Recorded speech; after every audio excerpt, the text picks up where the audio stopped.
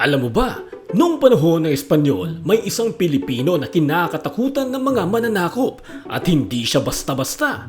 Siya si Sultan Kudarat, ang pinuno ng Maguindanao.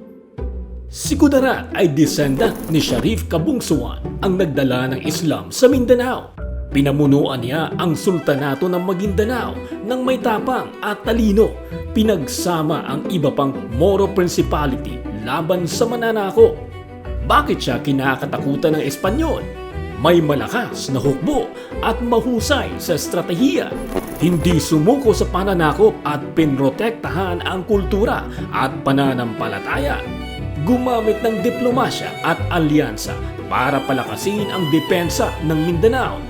Si Sultan Kudarat ay namatay noong 1671. Pero ang pangalan niya ay nananatiling simbolo ng tapang, pagkakaisa at paglaban para sa kalayaan.